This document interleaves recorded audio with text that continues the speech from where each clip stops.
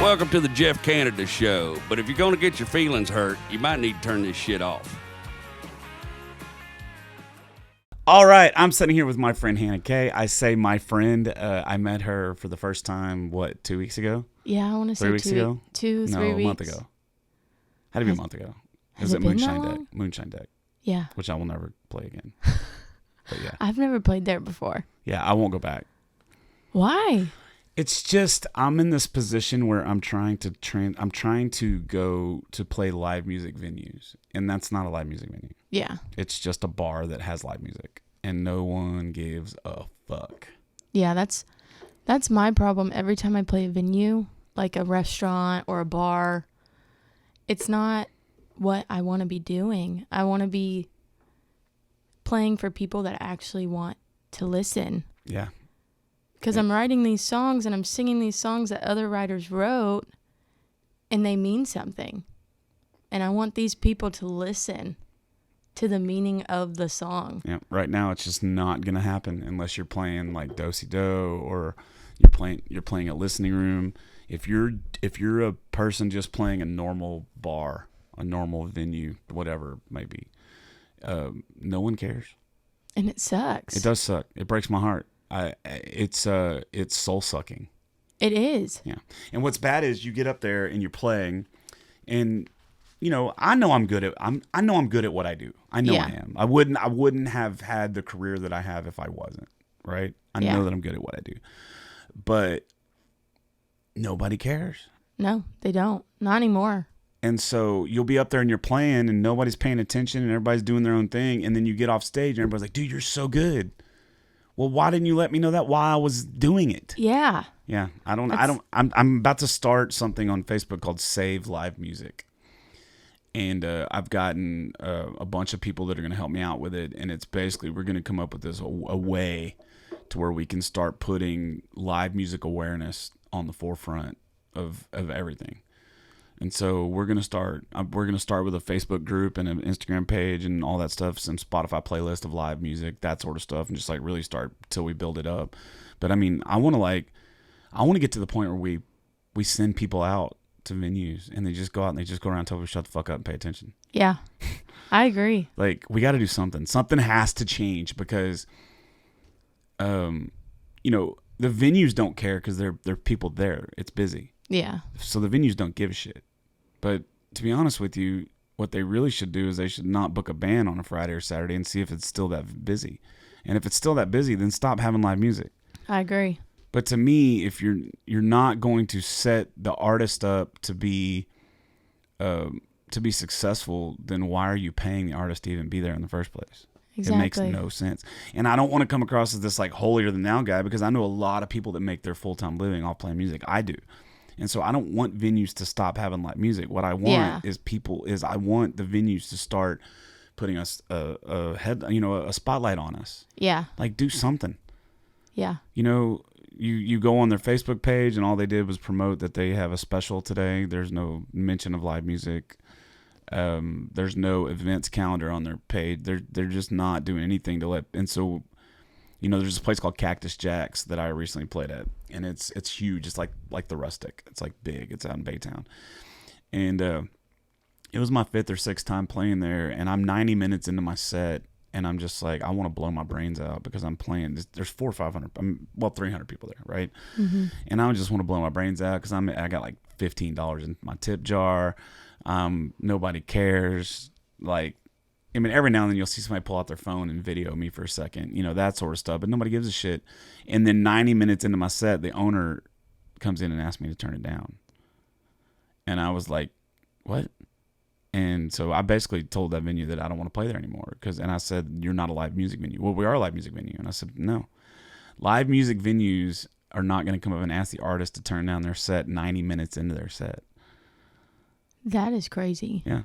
So I pulled out, but there's always going to be people that go play there, and that's fine. I don't want, if you're okay being background music, then go play those places. Yeah. But what I hate is the fact that the background music thing has become the norm for everyone, unless you're already at a certain point where you're selling enough tickets. Yeah. But how do you get to that point now? Like, how do you get to the point now where you can sell enough tickets if nobody's paying attention to you when at the free shows? I feel like it all has to do with social media. You think? I think so. I think that's a big part of it. Yeah. I feel like everybody, like if you showcase like a clip of one of your songs on TikTok, for instance. But is that even working anymore? I mean, it works for like 1%. Yeah, that's true. You know what I mean? Like who are the people that have blown up from that? Like Oliver Anthony, obviously. Yeah. Bailey Zimmerman. Warren Zeters. But even Bailey Zimmerman and Warren Zeters, whatever his name is, Yeah. that was 2-3 years ago. Yeah. Like Oliver Anthony is the last one that I can think of, and he went to a total different stratosphere with his stuff. But I mean, unless you got something really unique about yourself. Like I just stumbled across a band called Old 60. Golly, they're so good. And they're blowing up because of that. But I know if you're just a normal person that just has it, like me, I don't have a Stapleton voice. I just have my voice. Yeah. And I write stories and I tell, I just tell them in a song but when I go on TikTok, if I do a video, there's nothing special. Yeah. But if you come out and you see me play live, there's something very special about that. That's how I am. Like if I try to do a TikTok, I get so weird because I'm like, I don't know what I'm doing. Yeah. It's in front of a phone. Right. Like, how am I supposed to make you feel what I'm feeling through a phone? Right. Like, come to a show. Yeah. And then you'll see. And come to a show and pay attention. Yes. That's the part that agitates me. And if you're playing a place like Sawyer Park, for example, have you been to Sawyer Park yet? It's in spring. So. It's a really cool venue. If you're playing a place like Sawyer Park and you're putting on a full band rock show, people aren't going to pay. I mean, like, they're just not going to pay attention, right? It's just loud. It's a bar. It's that kind of environment. Whatever. That's fine. But now it's getting to the point where even like places like Do-Si Do that people pay $20, $25, $50 to come in and see you play, and it's a listening room. They still don't give a fuck. Yeah. They're either on their phone or they're talking to their friend that's beside them or eating their food. They're not really like actually taking the moment to look and watch. Right. And then whenever those people aren't, it distracts the people that want to. So then they're finally, fuck it. So they pull out their phone. Yep. Yeah. I don't know what to do. I honestly don't know what to do. How long have you been playing music? I've been playing music since I was 8. And how old are you now? I'll be 24 in 2 weeks. 24. Yeah. And you got a kid, right? I do. Yeah. One kid or two? One. Yeah. So did you take some time off because of that? Yeah. I took a year off just so I could focus and watch him crawl, watch him learn how to talk and walk and everything. And now he'll be 3 in August. And so now I'm like, okay. It's time to start over. It's time to. Do you feel like you're starting from scratch? I do. Yeah. Because you were doing pretty well for a while, right? Yeah. Yeah. I was doing pretty well. And then I moved to Nashville. Ugh. And I lived there for a year and a half. And my first month living there, I got offered to play Whiskey Jam, which was cool. Yeah. Very exciting. And then COVID hit. And once COVID hit, that's when everything just kind of flatlined. And then I found out I was pregnant, and then... Yeah. Yeah, COVID is one of those things that I'm still mad about. I'm still upset about it every day.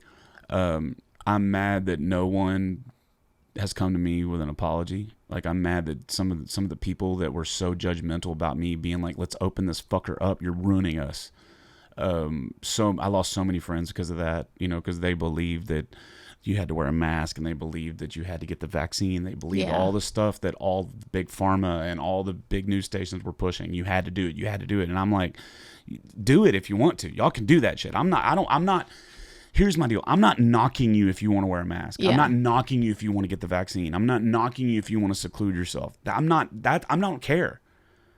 But you're knocking me because I don't want to shut down the whole fucking economy. Yeah. And to me, that's the turning point. To me, COVID is the turning point. I think that, the government, because before 2020, I was doing really well. I mean, I was making 6 figures every year playing music, every year, and didn't have any problems. Had a really nice apartment, and then The government came in and told me that I can't work anymore.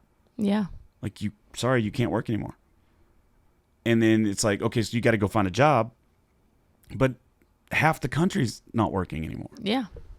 So the only jobs that are available are going to work at Target or HEB, which I would have gladly done, but I could make more money than that just doing a Facebook Live. Exactly. I would make more money in one Facebook Live than I would working a whole fucking week at those jobs.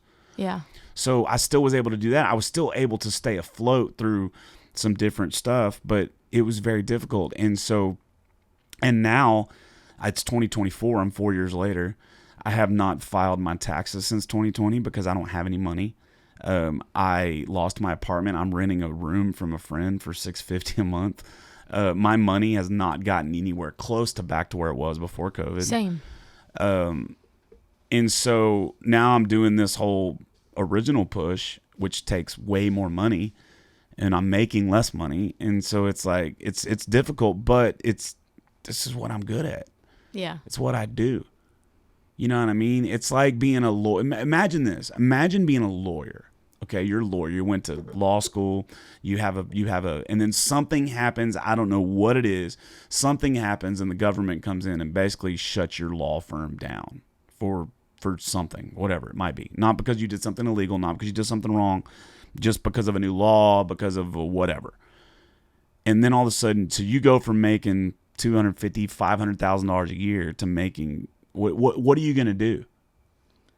You would have to sell everything and completely start over. Right. And so people that come at me and like, well, you chose this life. Well, yeah, I did choose this life, but I was very successful in this life. Yeah. Until y'all told me that I couldn't do it anymore because y'all are crazy. Yeah. And so, but now it's like, we're 4 years later. I haven't recovered. The economy hasn't recovered. Matter of fact, it's the opposite of that. Everything's 10 times more expensive. Nobody wants to go back to work. The government's paying people not to work. Like, what are we doing? And then so many people went to work from home, so they don't get those social environment, right? Yeah. So then when they do go out to a bar, they're talking to their friends. And they don't want to talk, they can listen to somebody play live music at home because every time you open up an app, somebody's playing guitar. Yeah. So if I'm going to go out, if I'm not getting any social loving, during the day, all I'm sitting at home on my fucking phone watching shit, and then I go out to a bar, of course I'm going to talk to people. And so I don't know what we're going to do to fix it, but something's got to happen, and I don't know. I agree. I know. I remember in Nashville, like 2 months into COVID, March, April, May. So, yeah, 2 months.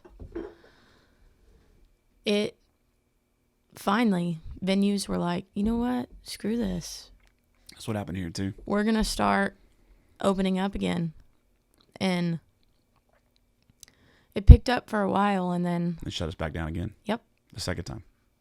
Yeah, it's crazy. It's like a slap in the face. Yeah. And now, and what's crazy is, something, I don't know what the exact numbers are. Something only like 5% of people that got COVID actually got hospitalized. 5%. Yeah. That actually got hospitalized. That's not talking about they died. And there's just so many things that were going on. Before COVID, if you got put on a ventilator, you had like an 80-something% chance of dying. So, and then they're incentivizing people to put people on ventilators with money. So, and I don't know what the last study that came out, but a certain percentage would have survived with just a treatment of vitamin D, a severe treatment of vitamin D. And it's just like, it's crazy because we've got to this point in this country where everything is so wrapped up in corporate agendas and political agendas and ideology that the average normal person that doesn't give a fuck, like me, I don't care if you want to chop your dick off, chop it off, right? Yeah. I don't care. I don't care if you want to vote for Biden. I don't care. I don't care what anyone else does. And I think that's where most of us are. Yeah. But you're just being driven and driven and driven with all this fucking agendas all the time. I agree. And so that's where we are. And so we're a bunch of sheep. And how do we fix it? That's the question. How do you fix it? How do you fix it, Hannah Kay? I don't know. I have no clue. I don't know. I don't know either. We need the right person to come in and fix it. I don't think a right person can. I think what we have to do, this is what I think we need to do, and this is what I'm going to try to do. I think we need to take markets, right? Like I'm in the Houston market. which I want to get out so bad. I cannot wait to leave this shithole. But take markets and then start building venues that are set up the right way, like what Joe Rogan did with the Mothership in Austin. You know, he set it up. No phones are allowed. You have to put your stuff in a Faraday bag when you go in there. Like, no phones are allowed at all. It's completely set up for a perfect experience for the comedian. Like, that's what we need to do. We need to build the venue up with the artist in mind first. Yeah. And then worry about everything else. But instead, it's the opposite of that. It's everything is set up for business and for money and for greed. And I'm not saying bar owners are greedy. That's not what I'm saying. I'm just saying everything's about the bottom dollar. And I understand they have to have that to exist. Yeah. But you're also killing the industry. You're killing everything that makes music cool. Yeah. Like, everything about this is kind of not cool anymore, which sucks. Unless you're at the point where you're on the big festivals. Yeah. That's true. Yeah. Because, I mean, like, if you go to smaller venues, ain't nobody paying attention. Mm-mm. And they used to. Yeah. But why do they not now? Yeah. It's definitely gotten substantially worse since COVID, for sure. I remember in like 2008, 2009, I was in a band called the Elroys, and we were a cover band, like a rock cover band. And I remember playing shows at just normal bars. Like, I'm not talking about a live music venue. I'm talking about normal, everyday bars with regulars. And you would go in and you would play and it would be packed. And then the last set, I wouldn't have to sing because the crowd was singing all the words to all the songs. Mm-hmm. And they were up on us like it was a rock show. And that was the norm. Like, I remember back then I would play 25 shows in a month. And I might get one bad show in a month where it was like, God, this sucks. Yeah. And now if I play 25 shows in a month, I might get one good show in a month. Yeah. And so what do? You just leave it behind and say, fuck it? Or do you keep pushing? Or what I'm sad about is I'm 18 years into this career and this is what I do. And, what am I, you know what I mean? Yeah. And my buddy Philip, he just got into this. He just retired from AT&T. And he just got into this, and he loves it. But he's perfectly okay being the background music because he's one of those guys that still gets off to just playing. Like, he can just play in his living room and be happy. Me, what makes me happy is that conversation between me and the audience, that interaction between the audience. Like, that's what makes me want to do this. Me playing songs is not what makes me want to do this. Yeah, I agree. You know what I mean? That's why I like to do it. Yeah. And when you don't get that feedback, it's brutal. It is. I played a show out in Oklahoma, and not a single soul knew who I was. I was opening for my buddy Cam Allen, and the further I got into my set, the more people started coming towards the front. And then I started singing Strawberry Wine, and they all put down their phones and was singing, and it was the best show. That show made me fall back in love. When was that? With music. Probably a few months ago. Yeah. Yeah, they happen. You definitely happen, but they're just so few and far between. They are. Yeah. And it sucks. And I think if you go out to some of the small towns, like in like Oklahoma, you got places that are pretty cool to go to. I mean, I've never been to the Kenny store, but I hear that's a pretty cool spot. I don't know. I don't know what we're going to do to fix it. I just know that if something doesn't happen quick, you're going to have a lot of people out of jobs. Yeah. Because live music venues are shutting down left and right. Dude, Acadia is shutting down this Sunday. And Acadia has been around in this town. I mean, they're a rock venue. They've been here forever. And they're shutting down because nobody goes out to see. Nobody goes out. And when they do go out, they're not into it. Just like Big Texas shutting down because of COVID. Yeah. So they sold it, and now it's Rowdy's. But it's not the same. It's not the same. Yeah. Because the owners of Big Texas, they were booking artists, and they cared about the artists. Right. And everyone would listen. Now you go Rowdy's and you play your background music. You and your whole band. Yeah. Y'all are background music. Nobody cares. Yeah. Every once in a while there'll be somebody dancing on the dance floor, but it's not the same Big Texas. Yeah. No, it's not. And nothing about it's the same. I mean, I posted a picture the other day of me playing at Big Texas back in like 2011 or 12 or something like that. And I was like, man, I missed this stage. If you know, you know. And I've played Rowdy's once or twice since then. I won't play there now, but it's crazy. It's crazy. It is. Yeah, that place isn't gonna make it either. I don't think, especially now that one of the owners is out and there's big lawsuits going on and there's all kinds of shit going on with that place. Oh no, that's not good. Welcome. I mean, I don't care. They can do whatever they want. It's not the same. It's not big tech. You know what really kind of does agitate me now is like Sawyer Park opened up, and they're trying to book those bands, and a lot of the bands won't play Sawyer Park because they're playing Rowdy's, and I'm telling those guys, like Carson Jeffries one, I was like, dude, you got to play Sawyer Park. It's way better. And he was like, yeah, but they just, my management keep putting me at Rowdy's. And so finally he played Sawyer Park, and he texted me. He was like, dude, you were totally right about that shit. It was rad. The cool thing about Sawyer Park is if you play there on a Friday or Saturday night, even if it's not a ticketed event, you're still playing in front of 300 or 400 people. Yeah. Every time. And so that's cool. Most of them don't give a shit that you're there, Yeah. So I don't know. I think people's feelings and volumes is the problem. I think live music is meant to be live. It's meant to be heard. And I hear it all the time. It's too loud. I can't even have a conversation. Well, fucking good. Yeah. Like, why are you there? Right? You're not supposed to have a conversation.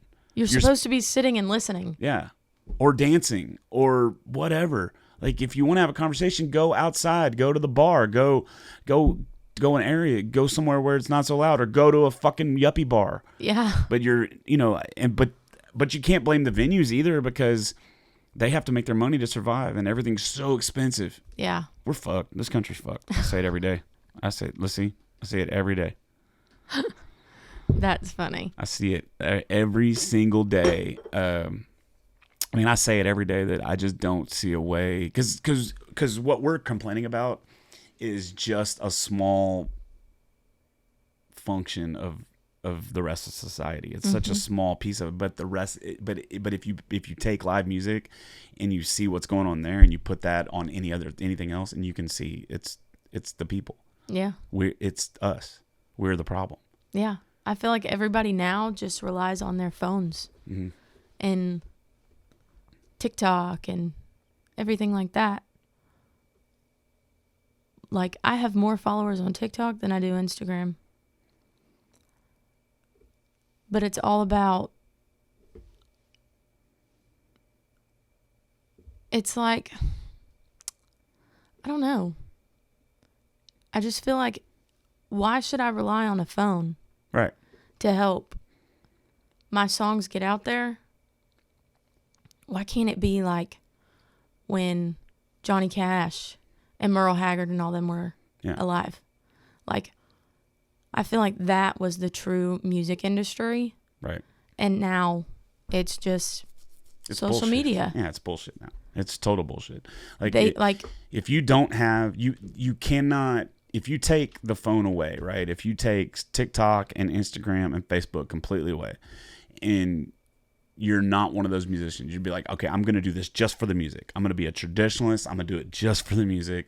I'm not even going to be on any of those platforms. I'm just going to go from town to town and tour and play songs for folks. You have no shot. No. It's zero. It's shot. all about how many followers you have now before they even look at you. Right. And I feel like that's not... Yeah, it's stupid. It's not fair to the ones that have been busting their butt for years, and one person posts a song, good song, yeah, and then all of a sudden they blow up on TikTok, they get a record deal, they play the Opry, like Oliver Anthony. Oliver Anthony literally went out with his cell phone and did a recording in the woods of a song, and then he played the Houston Rodeo this year. Yeah. Like, that all happened in the same year. Yeah. And I'm not going to knock what happened to him. I think it's badass. Like, I really do. I think anytime anyone gets a leg up in any way, I think it's awesome. Right? Same. So I'm not knocking the artist, but I am knocking the industry. It's just, and I don't want to come across as complaining, because it's not complaining. Listen, if I wanted to make I can make so much money if I just wanted to go be background music and playing Yeah. bars. Because I can make $300 to $500 a show, every single show, and just get up there and play fucking Tennessee Whiskey and Something in the Orange and Santeria or whatever, you know, the staples are, and I can make a good living. But you're never going to grow as an artist doing that. You're never No. going to be a touring artist by doing that. And so what do you want? You know, if you're like my buddy Philip, he just wants to make money, and that's how he makes his money, and he's perfectly happy with that. Me, if I just want to make money, I'll go get a job. Yeah. You know what I mean? Because I tell people all the time, if I was to put as much effort into anything else as I do into music, I'd be a billionaire by now. Yeah. Because I truly feel that way, because my work ethic and everything. And so I don't know. And then you're double screwed because you're also a chick. Yep. And this industry is so hard for y'all, man. And it sucks. It does suck. It's terrible. And I try to put it. You're only the second girl I've had on this podcast. Paige Lewis was the other one, because it's like who do you get on and what do you talk about? And like I just took a shot with you because I don't know. I met you and you were cool, and you worked with Charlie Diggs before, and Yeah. so we had that connection. And I was like, fuck it, let's do it. And so if you're a girl and you're hearing this podcast and you want to come on, I want to have as many chicks on here as I can. I don't know why the difference is. I don't understand it. I don't either. I don't understand why somebody like Bree Bagwell gets paid substantially less money than somebody that has way less followers than she does, or way less has accomplished way less than she has. It makes no sense to me whatsoever. I don't understand why women have such a hard time getting seen. But if you look at Miranda Lambert, she's killing it. Yeah. Killing it. Yeah. Loretta Lynn. Yeah, you have some that kill it. Reba. I mean, you go down the list. There's definitely some that kill it. But And it's it's such a small percentage of what's out there. exactly. But I'm not gonna lie, and I know I don't. I mean, you, whatever. I'm not gonna lie. It's very hard for me to find a female that I'm willing to sit down and listen to for like a whole hour. Yeah. I feel like There's got to be something like really distinct in their voice, like Morgan Wade. She's so good, or Jessie Roach. You know Jessie Roach? She's phenomenal too. Like something that's a little bit different, or Bree. But when you're, I don't know, when it's like all tinny and you're I doing agree. runs and all that shit the whole time, you're just like there's vocal gymnastics. some artists that are women that I can't listen to, but I definitely have my favorites that I can listen to all the time. Yeah, you know, Tenille Townes. Yes. God, she's so good. She is She is so good. Sarah Hobbs is so good. There's so many good. Peyton Howie is a fucking animal. Yeah. Like, you know, she's going straight to the top because she's the total package. Yeah. She's got the look. She's got the sound. She doesn't sound like a typical female. She's not trying to be Miranda Lambert. She's doing her own rock thing. She's got the social media game down. She's putting her money where her mouth is. You know, she's working her. Trust me, I know her. She's a good friend of mine. She is working her tail off. Yeah. She's the only person I know that works harder than me in this business. She's the only one I know. That's crazy. Yeah. But it's good. Yeah, it's great. It's fantastic. And I guess that's the deal is like, if you're somebody like Peyton or somebody like me that's really, really working and it's going as slow as it is for us, imagine how slow it's going for people that don't really try. Yeah. Like for me, I was at such a good momentum and then COVID hit. And now I feel like a turtle. Yeah. Trying to cross a road. Well, because you're just starting completely over. Yeah. I mean, you have your loyal fans, I guess, but it's like, you know, while you've been raising a kid and doing the mom thing for the last 4 years, you know, you got guys like me that have been not doing that and been hustling my ass Yeah. off. And so and I'm going to tell you right now, Charlie Diggs and I were just talking about this the other day. If you were to go back 10 years ago, let's say 10 years ago, I could have spouted off 85% of the people that are in the Texas country game like that. Yeah. Now I couldn't even say 10% of them because there's so many people out doing it. That's how it was for me starting back out. I only know the ones that I do know really, really well. Yeah. Now there's so many people. It's ridiculous. Yeah. Yeah, I remember the first time I got somebody hit me up there. Hey, you want to open for Cody West? And I was like, who? I'm like, Cody West. I'm like, you want me to open up for Cody West? Like, who's Cody West? And I go look at his stuff, and he's got decent numbers, but I'm like, I have no idea who this guy is. Now, went to open up for him. Great dude. Played a few shows with him actually. But it was like it's so strange to me when I get called up and asked to play in front of somebody that I've never heard of. It's very weird because I feel like I know so many people. How is it that this person I haven't heard of? You know? Yeah. If they're from Texas. There's a lot of people outside of Texas. I don't know who they are, but it's crazy. It's a weird business right now. And I think you might be making a mistake by getting back into it. I love it I'm too kidding. much Me to too. get. Me too. Yeah. I don't know. So how was Nashville before COVID? It was fun. Yeah. I was definitely trying to stay away from the Broadway scene. Yep. So I would play like, what's it called? The Local. That's a cool spot. I played there before. Yeah, that's a cool spot. I also played, the only bar that I played off of Broadway was George Jones Bar. Mm. And that's a cool Yeah. venue. That's on Broadway? It's like, so here's Broadway, and you go down Broadway, right before the very last street to turn left on, you turn left. It's right there. Yeah. Yeah, I've only been in Nashville twice. And I don't like it. You don't like it? I don't like anything about it. I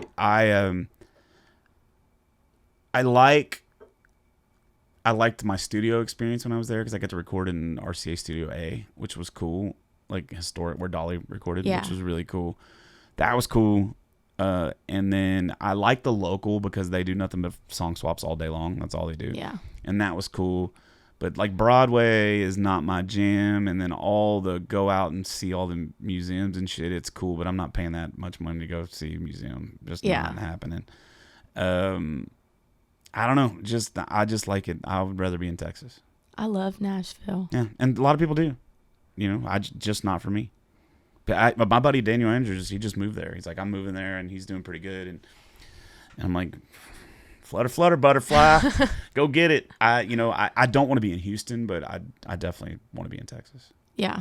When I lived there, I miss Texas so much. Yeah, that's the way it always is. I was born and raised here. Yeah. There's just something about Texas that I always come back to. Yeah, there's something about this state that people, and I didn't get it either for the longest. For the longest, I didn't understand it. And now that I've seen a lot more of the country, I get it. Like Texas is just its own thing. And unless you've been here for a substantial number of years, you won't get it. Mm-mm. You know, it's just Texas is rad. I love it. You know, the people here are nicer than a lot of places. Yes. The food is fantastic here. There's so much culture down here. I mean, I know if you get outside of here, everybody thinks we're just a bunch of rednecks wearing cowboy hats, but it's not like that at all.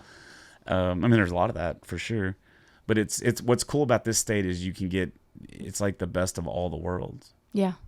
You know, we got some mountains here that, it's so big. I mean, you drive 11 hours and still be in the same state. Yeah. It's ridiculous. That's crazy. Do you have any plans to go back to Nashville, or are you going to stay here, or what? I am planning a trip to Nashville, but I don't think I'll move anytime soon back unless I have to for my music or something happens. Yeah. Are you recording anything right now? I am focusing on writing right now, and then hopefully going to record soon. Yeah. You excited about that? Yeah. Yeah. So how much stuff do you have out there now currently? Is that a lot? Probably 12 songs. Yeah. And you released those from when to when? 2015 to this year. So you've still been releasing music even though you've been kind of taking off from the live performance. Yeah. That's the way I am. Even if I find a job, I'm still always going to release music. Dude, that release day is so cool. That is the one thing that social media has done better. Is like in the past, release day was release day, but you didn't get such instant gratification as you get now. When release day is release day, you start getting tagged on all the stories and people playing your music and all that shit. So that's pretty cool about social media. Yeah. What I wish would happen, I wish there would be a separate social media platform developed, similar, but merge the two things together. Merge the streaming and the social media together, but it's musicians. It's for people who like music. And so there's dancing. There's and none of that other shit. So Yeah. it's like if I want to go watch music videos and I want to go interact with musicians and I'm going to go over here and I'm going to talk to them and I'm going to be fans. So a place where real fans can go and hang out with real musicians Yeah. and get rid of all the other noise. I agree. But how do we make that happen? You got to find somebody really, really smart. I got the smart part thing. I think it's the money. Yeah. Everything's money. Money. And if I had enough money to invest in that, I'd probably have enough money just to, go on tour full time. Yeah. Ugh, this world sucks. It's a weird time to be alive. You're 24. I'm 45. So I've seen so many. My generation has seen so many crazy, crazy, crazy things. I mean, because you got to remember, I was born before the internet. Yeah. Right? I didn't even get my first internet signal till I was probably 16 or 17, maybe, and that was at school. I didn't get my own internet till I was probably like 18, and it was dial-up, and it was so slow. You probably don't even know what that is. No. Your phone line. So there were no cell phones, right? I mean, they did, but they were like big bricks. There were no cell phones. There were no. So you had a landline, like a home phone. Yeah. And I had home phones before wireless home phones. Like, you used to be with a fucking cord, and Yeah. you had the long cord, and you like carry the phone around everywhere you went. And it's just crazy because I went before that. I mean, my first TV was a black and white TV. I didn't get a color TV till I was like maybe 7 or 8. It was a black and white TV, and you had to no remote. You had to go up and actually change the knob. You had to. I mean, that's how it was when I was a kid. That's what my dad always tells me. It's true. And then now, you used to get in a car and only fancy fancy cars had rolled powered windows. Yeah. You had to roll the window down. Everything was manual. And now, because of technology, from the time I was born, from what I remember to the time now, is we've gotten so lazy because everything is so easy now. Powered windows, that you might think that that's not a big deal, but it kind of is. Yeah. When everything has a powered window. I mean, you can't even get a roll down window anymore. Manual transmissions. I mean, they used to have manual transmissions in shit cars. Now the only time you get them is in a performance car.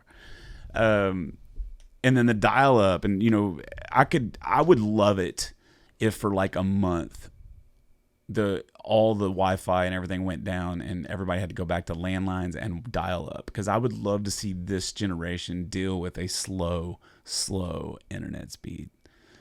Because I get frustrated now when it takes if it takes 3 minutes to upload a video, I'm pissed off. Yeah. Whereas back then it would take 3 minutes for the full thing of a nude chick to pop up. If you were it'd be make all this crazy racket, and you would just see it, and it would just steadily pixelate down the screen, and then finally by the time it would be it was crazy. That's what we did. That was what was available to us. I feel like if that happened, everybody would probably go nuts. Cool. Because everybody just relies on their phone so much. Yeah, and I do too. Yeah. I do too. Yeah, I'm guilty of it too. I'm guilty of it. I'm getting better about it. I'm getting better about not looking at it so much now that I schedule all my stuff out. I'm getting better about not being so wrapped in my phone. But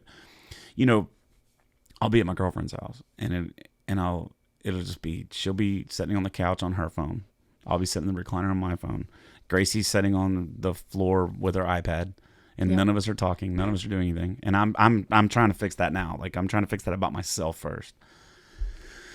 But what are we gonna do? I mean, if you take the phones away, then it's just technology, and we're weaker. We're less driven, we're less motivated, we're not creating anything anymore. I mean, creating a video is not creating. I'm talking about actually inventing shit. And but we're lazy. Dude, my buddy Slade Ham is a stand-up comedian. He just released a new special, and there's a joke he has in there that's talking about how, think about how hard it was back in the Stone Age whenever you had to eat. You'd be like, I got to go out and I got to kill this saber-toothed cat or whatever I got to kill, Yeah. and I got to bring it home and skin it, and now we have pre-cut vegetables at the grocery store. And like literally we buy there's more pre-cut vegetables at the grocery store than there are fresh vegetables. Yeah. Because that's what people buy because we're lazy. There's even pre-seasoned meat and chicken and all this stuff. It's We're lazy. We're fucking and people lazy. are actually buying the pre-seasoned meat even though it's more expensive. Yeah. Like, yeah, that's one less thing that you have to do. But that's an extra $5 you could be saving. Season it yourself. Yeah, Don't. that's whatever, everybody's taught. It's crazy where we're at right now because I've been on like this health kick since like December, and I've lost 27, 28 pounds. And I'm doing it the right way. I'm cooking my food, and I'm not eating ultra processed food, and I'm just doing it the right way. And everybody's like, it's so expensive to eat healthy. And it is, but it's not. And this is why it's not. Because if you eat better food, you're not hungry as often. Yep. But you eat that ultra processed, that stuff is built to get you to eat more of it. It's built to get you addicted to it. That's what it's built for. That's what my mom's been doing. My mom does that intermittent fasting, Mm-hmm. and she also organic. She reads the labels. Yeah. All this. She's maybe lost 50 something pounds. It's awesome. And she's like, Hannah, it's not hard. It's not. And I'm like, I don't think I could go 5 hours You without could. eating. You could if you do it the right way. Because I'm like, You could. I mean, I do it every day. I'd get hangry. You won't.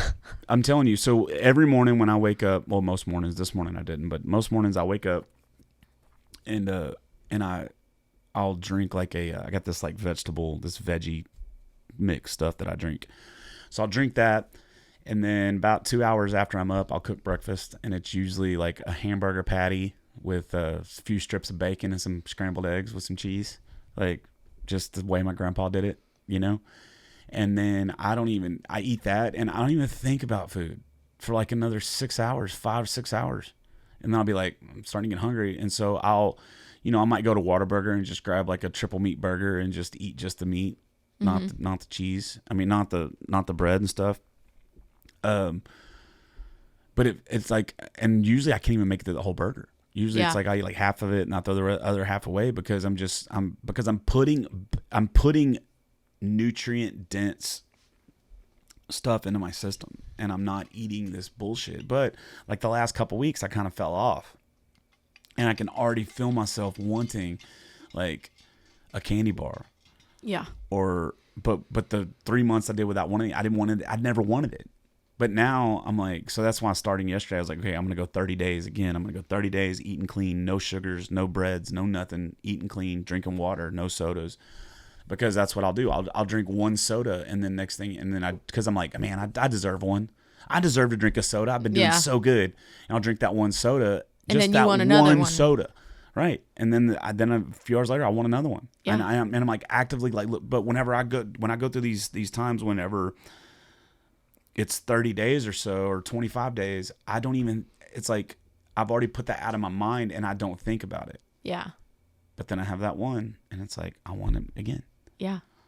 So it's not actually more expensive to eat healthy. It's actually probably cheaper to eat healthy.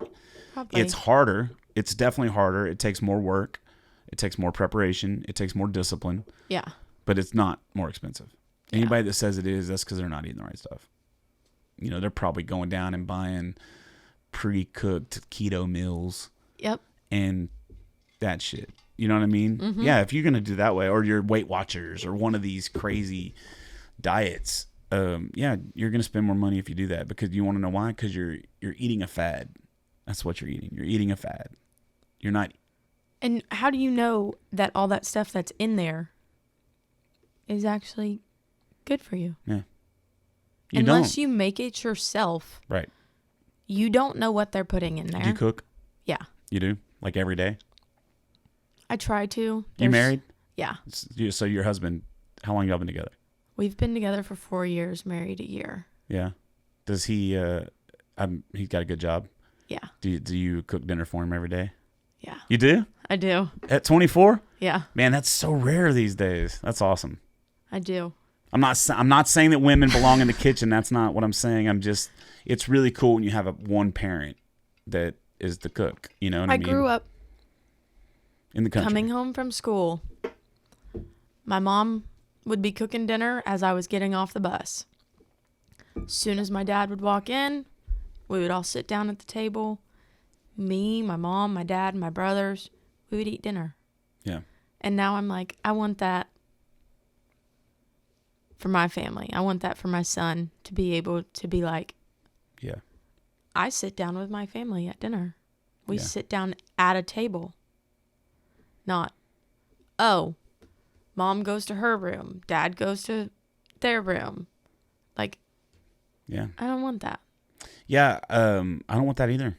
Luckily, Candace, she's a great cook. She loves to cook. So even last night, I'm like, hey, babe, I'm cooking dinner tonight. Like, I don't want, because she's been kind of stressed out about work. And I was like, I'm cooking dinner tonight. I don't want you to think about nothing. I got it. So I went to the store. I don't live there. I live somewhere else. But I went to the store and I bought some like tilapia, and I bought some zucchini and some squash and some shrimp. And I took it back over there, and I started laying everything out, and she couldn't help it. She had to come and take over the kitchen. But she was like, it's not so much the actual cooking that stresses her out; it's the deciding what we're gonna have. Yeah. And so that's how it is for me. Off her plate. That's how it is for me. Like, I finally will just be like, oh my God, I cannot think of what to cook. And if there's days where I haven't figured that out until my husband gets home, he goes to the deep freeze, pulls something out, defrosts it real quick, and then whips out his Traeger. Yeah. And he does it. And I'm like, thank you. Yeah. And it's attractive. Yeah. Yeah. It is. When he cooks. Or just anything. Anytime a man steps up and does something for their woman, it's attractive. It is. It's not attractive for you to be unemployed. It's not attractive for you to be a fucking complainer. Yep. It's not attractive to be miserable about your job. Like, no woman wants to hear you bitch and moan about your job when you get home.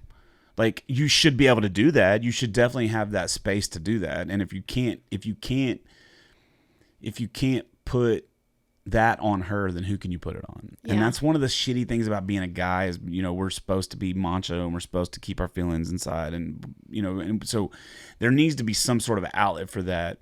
But I try very hard not to complain about anything in front of Candace. I mean, I definitely get negative, but I try hard because I'm a musician, and, my kids are already older, and I don't have a problem with my ex-wife. Like, life's good.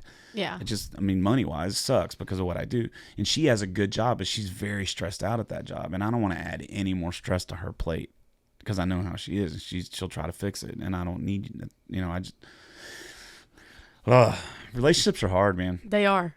They really are. We used to have fights all the time because, not fights, we don't fight at all, but we used to have kind of disagreements all the time because she'll complain about something and then I'll try to fix it and then that'll make her mad. And so women, y'all are weird. Y'all are weird because it's like, so now it's like, okay, wait. Is this for comfort or solutions? Yeah. Let me know what it's, so I need to know what hat I got to put on before we have this conversation. Because if it's about comfort, I need to know that, because then I'm just going to listen and I'm not going to say a word. I'm just going to listen and I'm going to be there for you and I'm just going to encourage you. But if it's for solutions, if you're tired of dealing with it and you want me to fix it, I'm going to fix it because I'm a fixer. Yeah. And that's what would cause more fights than the actual discussion. You know what I mean? That's the same way it is with me and my husband. That's every woman. I've never met a woman in my entire life. Y'all need to, we need a signal. There needs to be like a bat light or something that's like a solution color or a comfort color. Just like Mike Ryan's Mood Ring. What's Mike Ryan's Mood Ring? The Mood Ring song? Oh, I don't think I've ever heard it. I probably have. It's like, if she turns black, oh yeah, I should turn bad. Oh yeah. Yeah, we need to know ahead of time. Like, what are we walking into? Yeah. Life would be much better if there was like a warning label, be like caution. Caution. You know what I mean? Caution, entering a negative situation. like just on the front door. Yeah. Right before you walk Right. in. Yeah. Because I want to fix it. Like if she comes to me and there's something that's wrong, I want to fix it. You know, it's just because I want to fix it for her. I don't want her to be upset about it anymore. But I also understand that just having that conversation, sometimes you just want to have the conversation and get it off your chest, and you don't want me to fix Yeah. it. You don't want anything done. Yeah. Just sit there and listen. I bet y'all need to let us know. Like y'all need to let us know that which hat we have to have on. Well, there's sometimes Right. in that situation, we don't know which one we want yet. I would say that's probably the majority of the time. Yeah. And then once the conversation's over. And sometimes it's like I'll come up with a solution and it makes it not her, but it'll make a chick mad because I came up with but she didn't think of it. So that pissed her off even worse. It's so complicated. I say this all the time. I've been saying this since I was like 15. Women are too complicated to see how simple we are, and we're too simple to see how complicated y'all are. And that's really what it boils down to. And that's also why I don't have a lot of friends that are girls. Yeah, most girls don't. Because I grew up with 3 brothers. Yeah. I know how to talk better to guys than anything. That sounds terrible. No, I get it. But Candace is the same way. Like- She's got way more guy friends than girlfriends. all my brother's friends growing up, I called them my brothers. Yeah. And I would hang out with them more than I would hang out with girls at my school. Yeah. Because they're just complicated. But you're a country girl, right? Yeah. Where were you born at?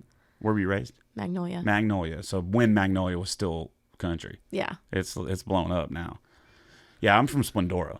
So smaller, even smaller than Magnolia. My but- dad's from New Caney. Yeah. My mom's from Kingwood. Yeah. New Caney right next door to us. New Caney, Splendora. New Caney was still bigger than Splendora, but yeah, it's we're from the country. We're from small town, and we have small town values. Yeah. And when you're, we're just not busy enough. We're lazy and we're just not busy enough. If you're working your ass off, you're not worried about what Susie Q's doing with Billy Bob. Yeah. Exactly. But you go out to those small towns and these women that don't work because their husbands do everything. Their husbands work their ass off while the women go to the beauty salon and get their hair done. And I wrote a song about it called Blame It On Me.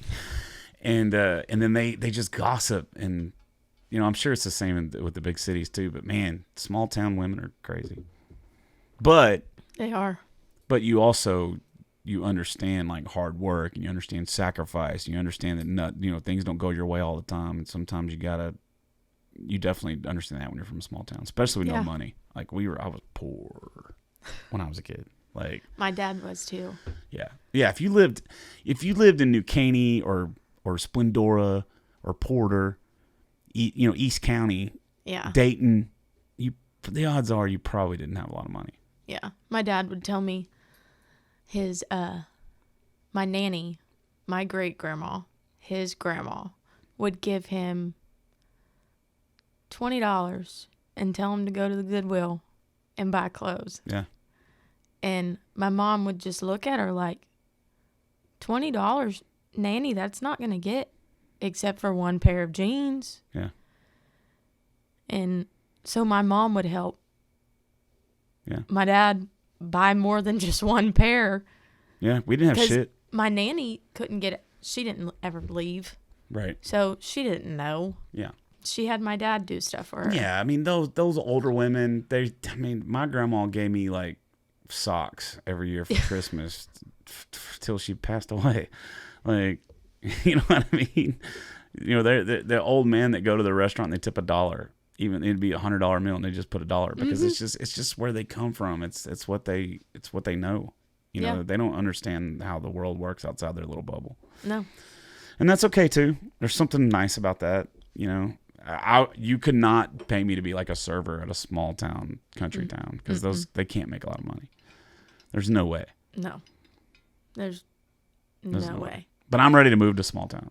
Like I'm ready to get out of here. I'm ready. I want to move to somewhere up north. I don't know where. Somewhere up near Dallas. That's like not a suburb, but like out in the country, Glen Rose or Stephenville or somewhere.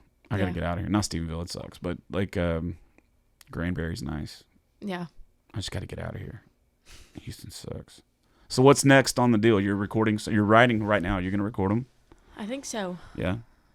I just gotta write the right ones Yeah. and then record. Trying to find somebody right now that can help me with social media, because I mean it's there. Might as well use it. Yeah. And find somebody that actually knows how to do it You have to use it. instead of me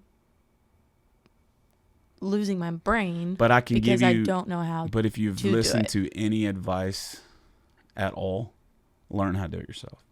I know. Learn how to do it yourself. Not so much so you don't eventually pay someone to do it, but the problem is because so many people that don't know what they're doing, they hire people that do know what they're doing, and those people screw you over. Yeah. Like I have yet to find a social media person out there that that knows what they're doing any more than I know what I'm doing. Yeah. They don't know what they're doing. They're just doing the same shit. They're just taking your money. Yeah. So, all these companies out there that say this and say that, and not only that. Listen, it took me a while to learn this because when I first started releasing music, I was paying Spotify playlist services and I was doing some of the stuff, and I was bumping a bunch of stuff on ads and all that stuff. But what I've realized, and I'm at like almost 16,000 followers on Facebook. I'm at 13,000 on Instagram. I just hit 4,000 on TikTok, but I'm not very active on TikTok. What I've noticed is that when it happens organically, it's so much better. Yeah. It's so much better. Like I know right now the 13,000 folks that I have on my Instagram, they're actual people because I message them all the time. Yeah. And I know they're real people. They're not bots. I'm not just letting some half-naked chick send me or like follow me and leave her there just to get a follower, because it doesn't mean anything. Same thing with monthly listeners on Spotify. When it's natural and it's real, it's way better. You can get to 10,000 listeners for like $100. You can get there, but they're not real people. It's not real. It's not real, and it's gonna fall off. Like I posted a TikTok not too long ago. It hit my 5-year anniversary of going on The Voice. Oh yeah. And it's at like almost 400,000, and it's still didn't boost it. Yeah. Didn't put it ad out. I'll get on my TikTok and I've got 69, 70 new followers. Yeah. Almost every day. Yeah. And that is one good thing about those just singing competitions. comment after comment.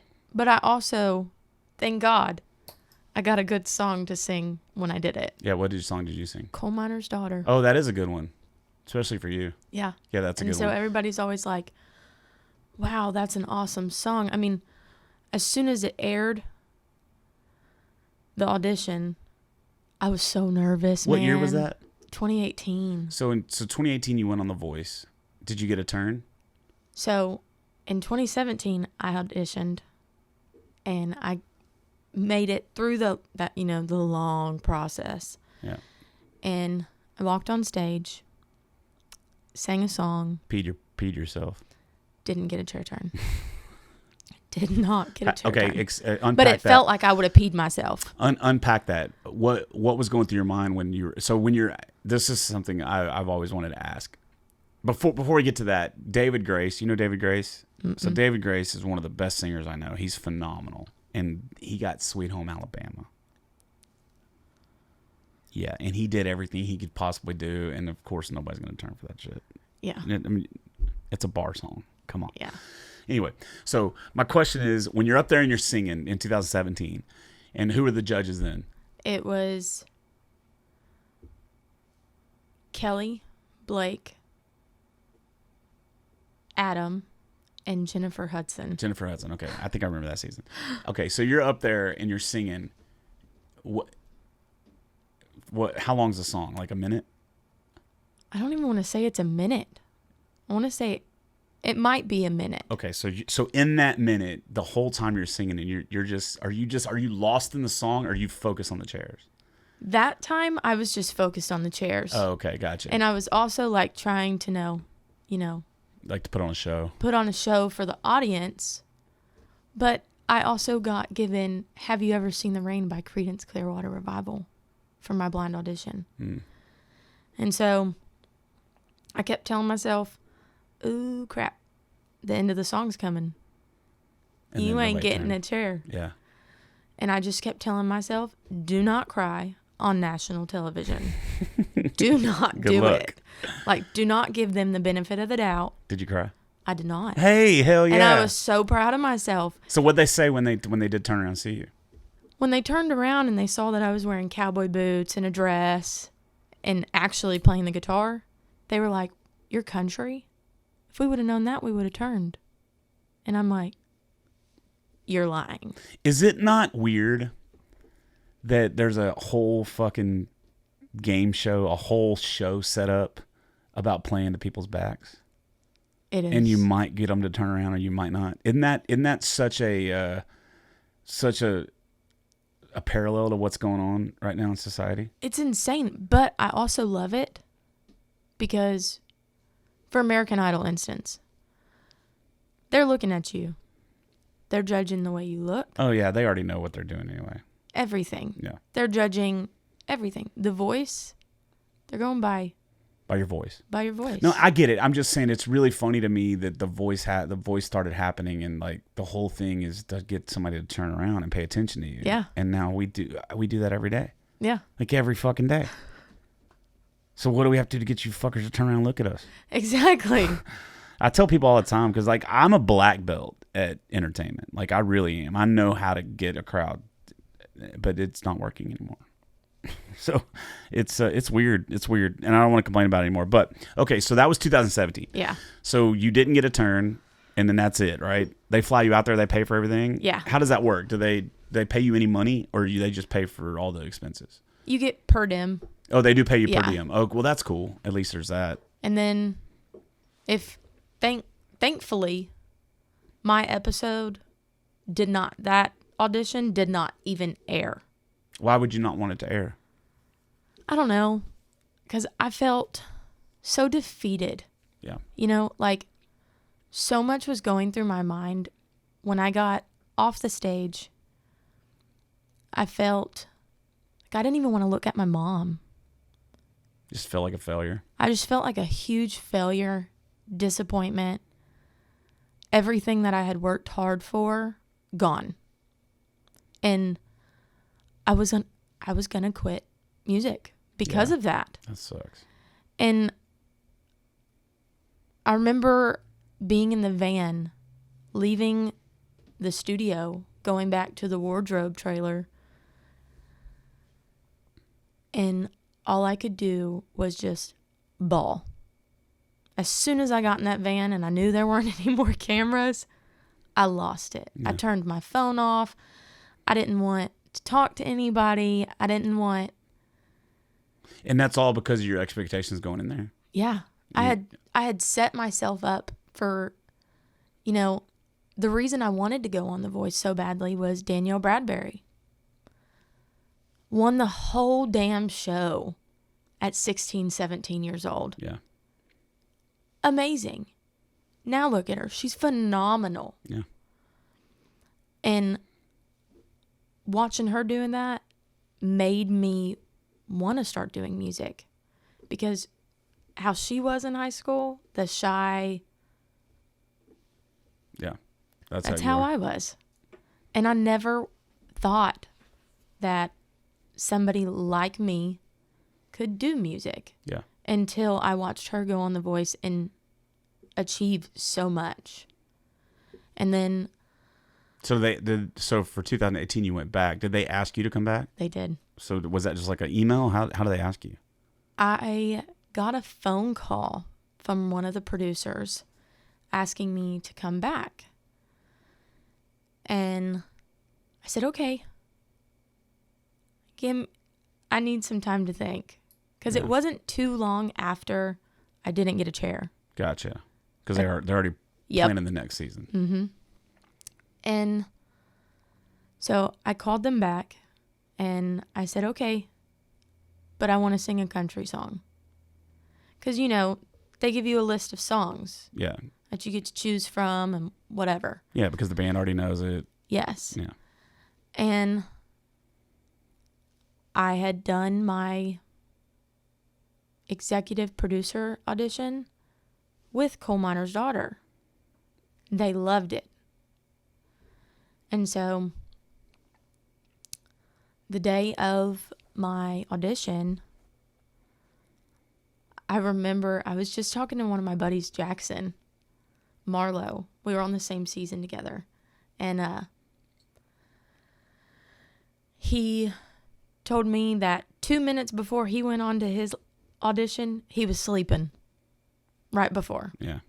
Me, I about passed out right before I went on stage. And it's so weird because you can see the doors, how they have it on the TV, you know, and they swing open. And I mean, they swing open. And you hear, quiet. Next artist coming now. And it's like the whole room just goes silent. You're talking about the crowd and all that? Yes. Yeah. Like everything.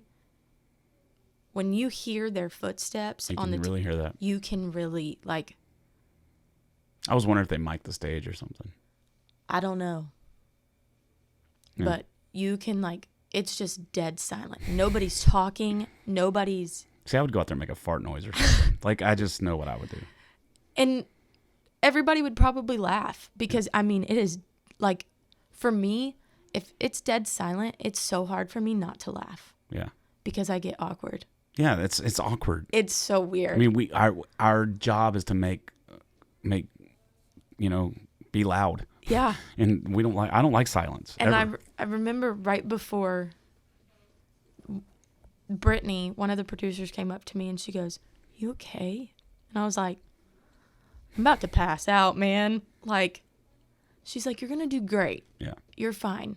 You're a champ at this. This is your second time." I'm like, "That's my problem. Yeah. This is my second time." Because if they don't turn, what's going to happen? I'm like, I'm gonna go on this show. Did you taper your expectations more for the second time? I think me not getting a chair actually helped me. Yeah. Because I knew, hey, if it happens again, it happens again. It's just not your time. Yeah. You weren't meant to be on the show. So I get up there and they start playing the band. And this time I didn't go with my guitar. I was like, Yeah. which was not my choice. They wanted me to try without it. And I was nervous about that because I'm like, okay, now I gotta work the stage. Yeah. And I have never sang Without your guitar? without my guitar. It's so crazy. People don't understand. It's like I have songs that sometimes that I will put my guitar down and sing. My problem is it's muscle memory. And I'm so used to singing these words while doing this motion. Yeah. And when not doing this motion, It's almost like you forget the words. yeah, it messes with your brain. And I remember having my vocal coach here help me practice my song and walk. Yeah. Because I was like, what the hell do I do? Like, I just didn't feel like myself. And I remember singing and I think I got to the Coal Miner's Daughter. Because right when it starts off, it's like, well, I was born a coal miner's daughter in a cabin on a hill in Butcher Holler. Yeah. I think by the time I hit Holler, boom, boom. Oh, really? 2 chairs are already turned. Kelly was the first one. Blake was the second one. And so whenever is it just like now, is it like, fuck it, now it's just time to have fun? Yeah. Is that At how it fits? That's that how point- it seems to me. At that point, I was like, Yeah. I got them off the first line. Yeah. Now it's time to have fun. But Do you not think they know who's coming up? I don't know. I have a feeling that they do. Yeah, it's just sometimes when I watch that, I don't watch anymore, but sometimes when I watch that show, they turn so quickly that it's like you didn't even get a chance to hear what's going on. Yeah. You know? I feel like they do. Because, I mean, they didn't even... There's one part where I did like a not a growl, but like A raspy part. a raspy part. And that really showed me, separate from, like, at that point you couldn't compare me to Loretta Lynn. Right. I made the song my own. And they didn't even get to that part before they had already turned. Yeah. So did the other two turn eventually, or was that No. you just got those two? Yeah. And so who'd you pick? I ended up going with Blake. Figures. Everybody goes with Blake. I ended up going with Blake. Part of me wishes that I would have went with Kelly, Yeah. just because Because it's outside the box. it's outside of the box. She dabbles in country music here and there, but And she's a powerhouse vocalist, man. She Exactly. definitely knows what she's and doing.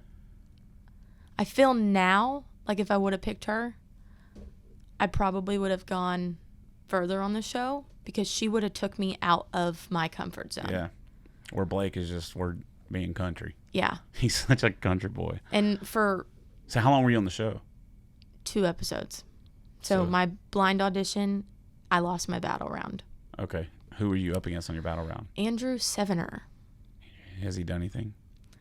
He made it to, he got 3rd place that third season. place. And Does he do anything now? I think he's just doing what we're doing. Yeah. Yeah, that's the weird thing to me. Like Sundance, you know, he won the whole thing. And it's like, I'm playing the same rooms he is. And he's freaking phenomenal. He's so good. So freaking good. And he's such a good dude. I love that dude. I love him. And you know, and he's finally starting to get some traction, but you know, his traction didn't happen until after that contract ran out. Really, to be honest with you. That's another thing that hurt me. Was Yeah, because then they own you, right? If you make it on the show, or is it if they're top 10, or what is it? I know there's a certain point where they pretty much own you. I think my contract was a year. Yeah.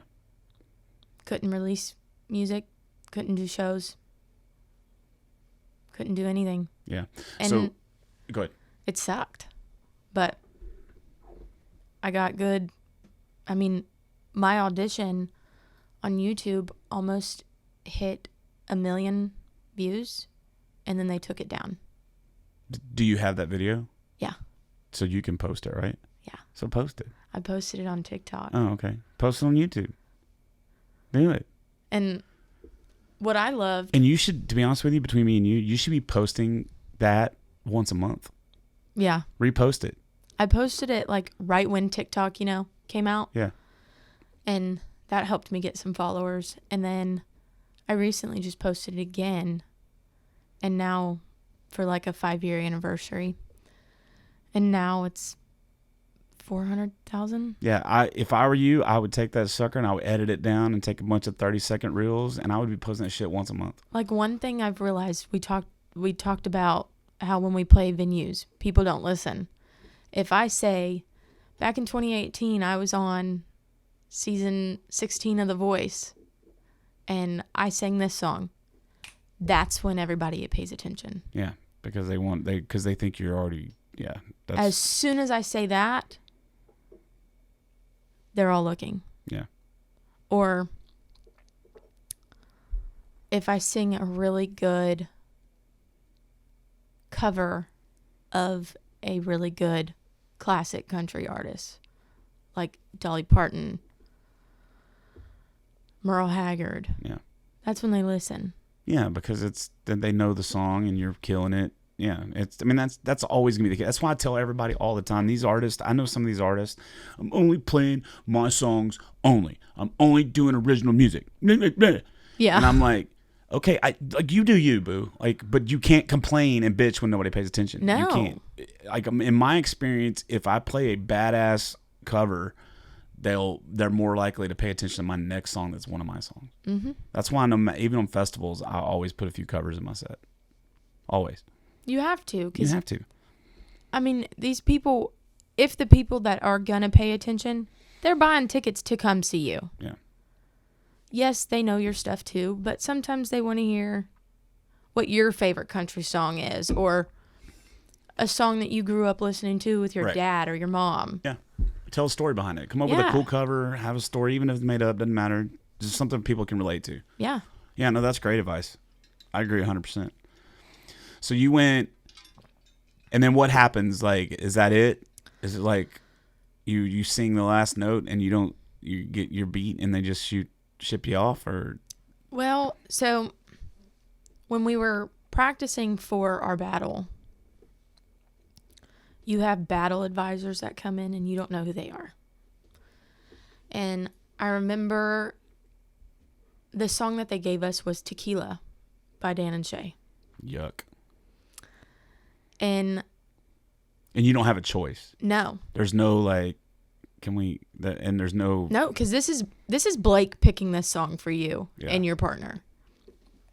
And I just kept thinking to myself, he told me that I could bring classic country back, that I could be the one that could do that. Yeah. And then he gives you a fucking pop song. Yeah. So I'm like, me and my battle partner, we looked at each other, we're like, do you even know this song? We didn't even know the song. Neither one of us. And we walk into the room to meet our battle advisors, and they tell us that it's a duo, a country music duo.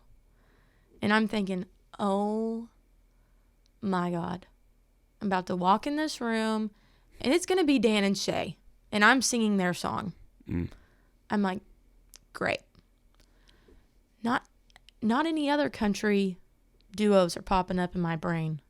Yeah. Just the one that I'm singing their song. And I remember walking in, and there's Brooks and Dunn sitting in Oh chairs. no. And I'm like, you give me this song, and I have to sing it in front of Brooks and Dunn. That's brutal. I'm like, they probably don't even know this song. No, they definitely don't know that song. I'm like, it's a good song, but they don't know it. I don't know a lot of things. I'm kind of an idiot. I can pretty much bet my life that Brooks and Dunn does not listen to Dan and Shay. Probably not. Probably not. I'd be willing to bet. I don't know who listens to Dan and Shay, to be honest with you. I don't know. I've never been asked for a request for it. I couldn't tell you a single song they have. I listened to some of their songs, but me and Tequila, man, Fuck that song. yeah, that's how I am. You should play it every night now. Like, there was so much. I remember going into grocery stores or getting in my car right after. And it would be on the radio. Every single time. Every single time. It was like the song was just taunting me. Yeah, that's the way it works. That's the universe. And I kept telling my mom, I'm going to burn my car down. If this song plays one more time, I get in the car, I'm done. I will walk. That's how I feel every time I hear a Florida Georgia Line song, and I didn't have to sing one of their shitty songs. So when they give you the song, did they give you any freedom over the arrangement at all, or is it like the band, this is what we're gonna play, and you have to sing it? Yeah. So there's no like even artistic freedom to like, because what would be cool in that situation, like me, if I was given a song like that, I would be like, all right, cool. I need a guitar, a fiddle, and a banjo. Yeah.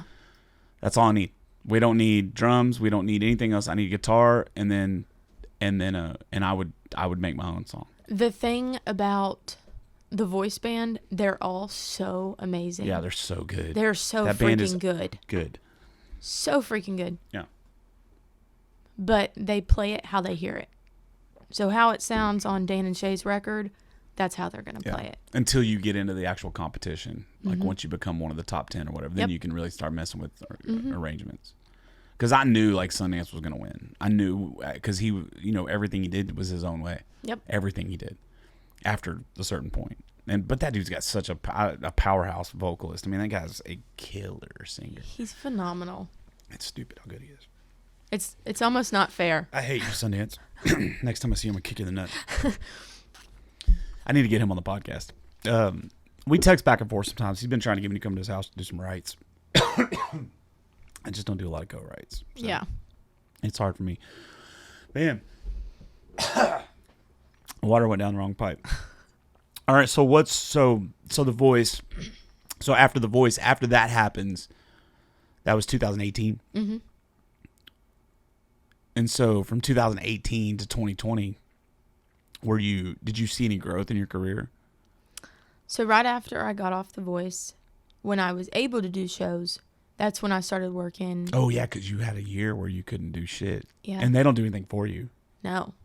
See, that's what's fucked up. To me, if I got to sign a contract with you, you have to be giving me something. Yeah, and the way I look at it, right before I went on The Voice, I was working with Charlie. Yeah. And that's when I was doing really good. Like, I had a song on the radio, first ever song I ever released to Texas radio. Hit 32 on the Texas charts the first month. And that's back when it mattered. Yeah. Yeah. And it was a song that actually told a story. It was a song that was very, very important to me and still is very important to me. And I remember my radio promoter telling me, oh, if you don't break the top 100s in the first month, don't get discouraged. Yeah, they tell everybody it's that. just you're Well, they tell everybody you're a that. female. They tell everybody that.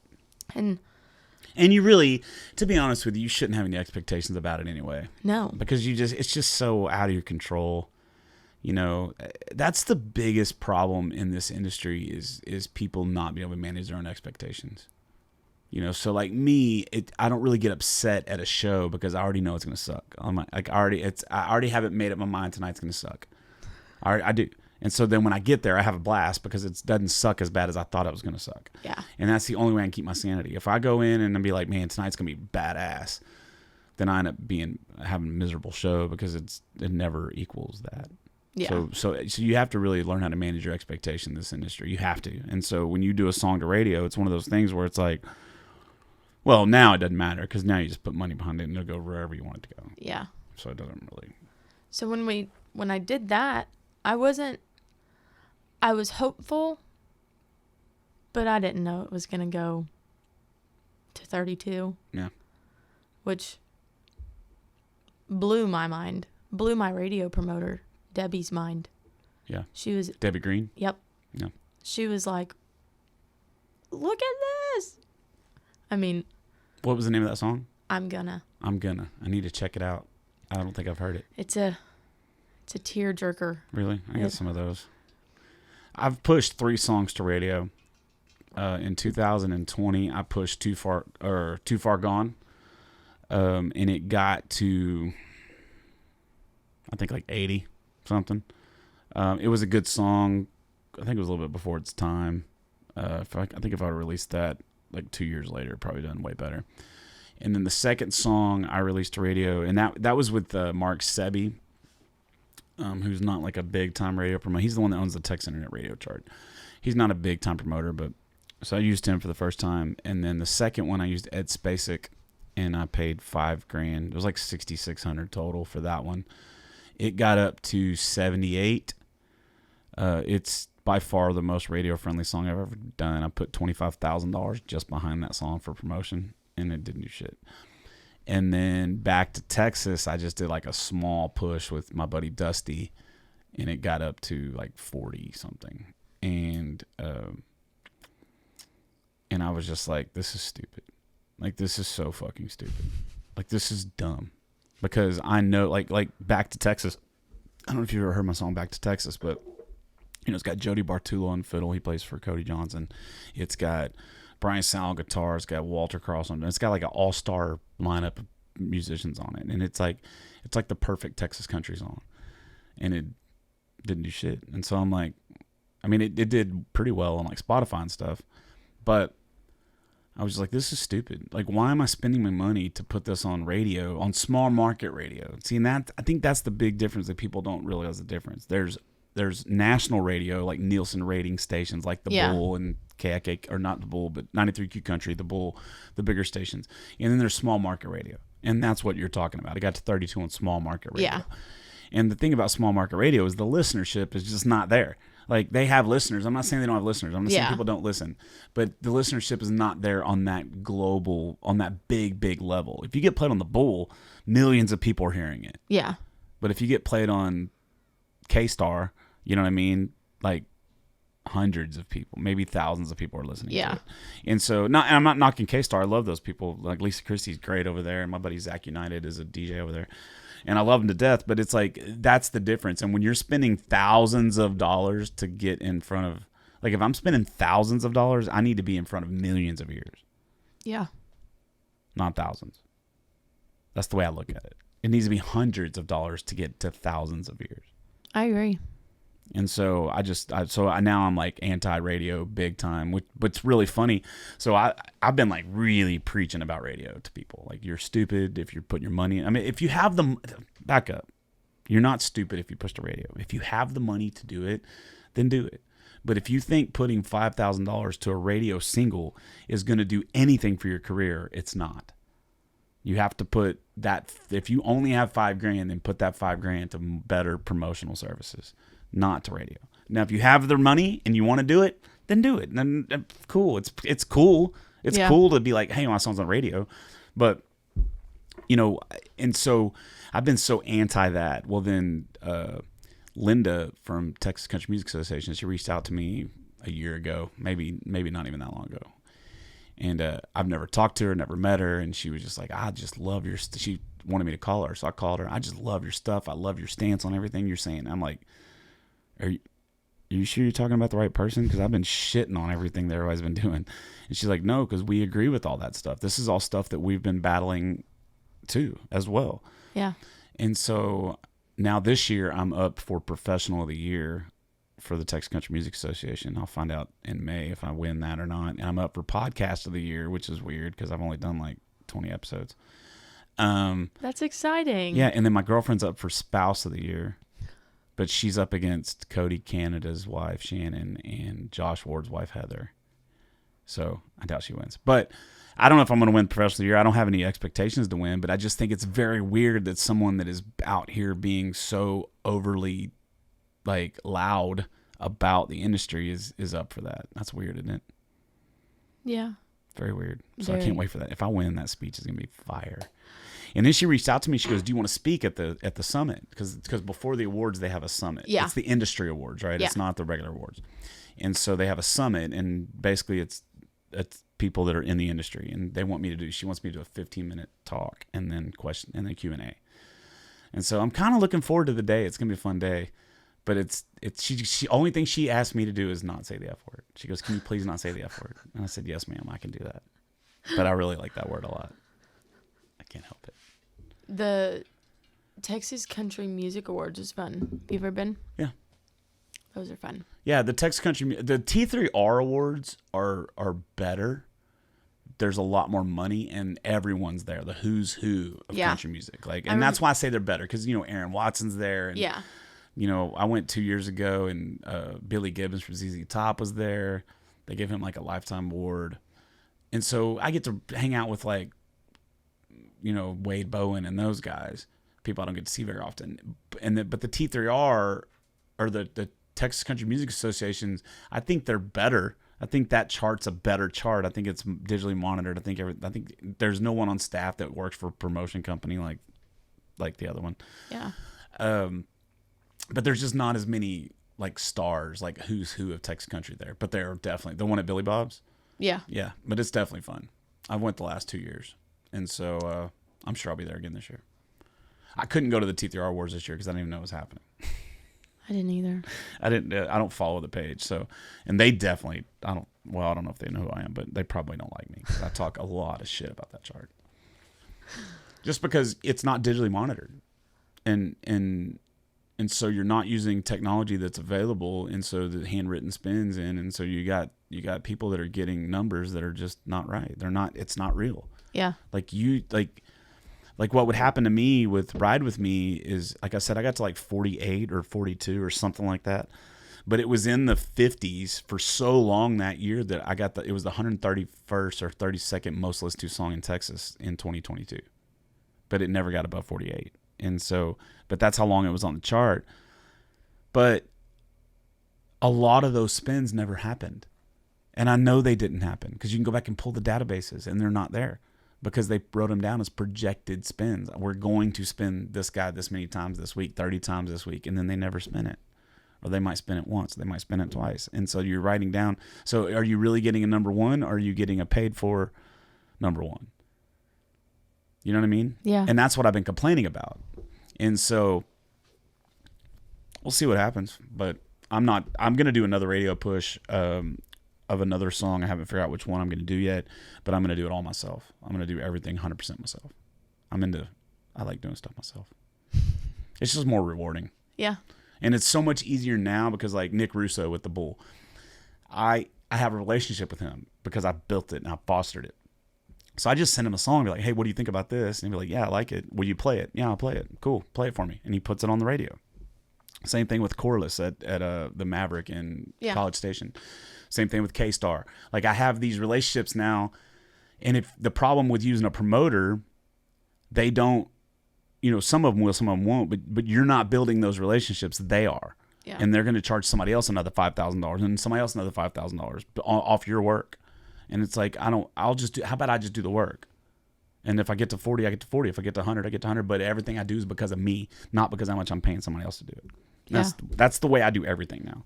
Even this podcast. I mean, the first 10 episodes of this podcast, 8 episodes of this podcast, I was paying somebody else to edit them. I didn't know shit about editing. I didn't know nothing about video editing. I didn't know anything about, I knew nothing.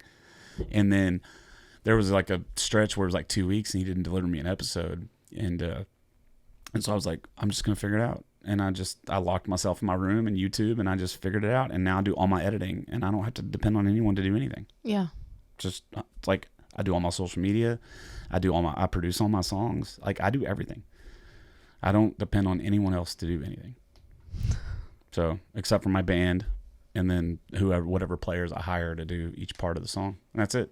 Because the more stuff that you know how to do yourself, the less chance you're going to have. And I'm not saying you have to do it all, but know how to do it. The less chance you have of getting screwed over. That's true. And I've been screwed over a lot. I've had a lot of people take a lot of money from me over the last 3 years. And I'm not doing it anymore. I don't blame you. No, you're cut off. Yeah. I paid some people I had one girl. This is a true story.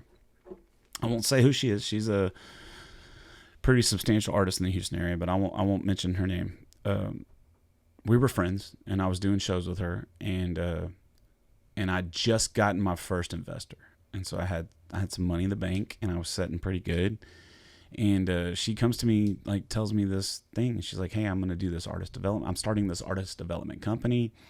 And she laid out this whole thing, and I said, okay, well, I need you to come and present this with my investor. And so she came in and she laid everything out. I'm going to do this. I'm going to do this. This is going to happen. This is going to happen. This is going to happen. Well, him and I, he's got money. He's not worried about it. I'm desperate because I'm like, I got all these songs and I want to get seen. And that's the problem. They prey on our hearts because we want everyone to hear our music so bad. Mm-hmm. And so she's like, okay, it's going to be this. And we're like, okay, well, how much is it going to be? She goes, it's going to be $4,500 a month. Okay. And at the time I had money. And so it was like, and I saw the benefit, she was going to get me verified on all the social media platforms. She was going to do this. She was going to lay out this whole plan of everything that was going to happen. And so I was under the assumption that she was going to do the social media and that she, for $4,500 a month, that she was going to take over the reins, kind of develop me and manage me, so if you will. So I paid her the first $5,000. And the first month she worked pretty good, but I was still doing the work. And then the second month was a little bit less. And the third month it was like, and so I reached out to her and I was like, hey, and also advertising budget was a part of this. Okay. That was money. That part of that money was going to be, she was going to use that for advertising. Well, I didn't see many ads happening. I didn't see much going off. I'm 25 grand into Ride With Me, and I'm starting to get less and less money in my account. I'm getting really frustrated at everything. And so I was like, what are we doing? And so one day I reached out to her and I was like, how much money of the $14,000 that I've paid you did you use for advertising? She said, oh, about $2,100. And I said, how much do you have left? She goes, oh, about $1,100. And I said, so out of $14,000 that I paid you, you were only putting $3,200 of that for advertising? And I said, do you realize that if I was to pay someone $4,500 a month, that's a complete salary, and I could pay someone to eat, sleep, and breathe Jeff Canada? Yeah. And so I just cut off all ties. I was done. And then my investor's like, this is bullshit. I'm going to sue her. I'm going after her. And he's got money. He probably could have done it. But I was like, don't do it. It's just going to, she's well liked in the industry, and just don't do it. And I can't fault her really. Yeah. Because she's just trying to make her money to do her thing too. Right. And she's just and she saw an opportunity to make money. And now that where her and I are different, like say that you did that for me and I would be like, wait, you're not happy. And then I would be doing whatever I have to do to make you happy. If I couldn't give you the money back, I would be like still trying to offer you, let's do this. But no, that was it. It was done. She got the $14,000 from me, and then that was over. And that story right there happens so often in this industry to artists because we're just so desperate for people to hear our music. Mm-hmm. And so the more things that you can do yourself, it will eliminate that shit from happening. Yeah. So get as smart on that as you possibly can. I need to. Yeah. Learn how to do it. Just learn how to do it. If you can take 45 minutes a day where you can lock yourself in a room and just focus on just that, you'll get to the point where you only need like 10 minutes a day. Yeah. For real. And I post every 3 hours.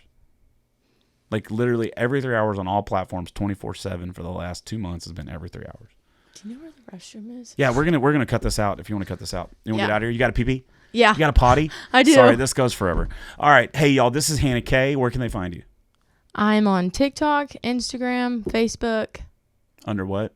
Hannah K Music. Hannah K Music. And you have a website?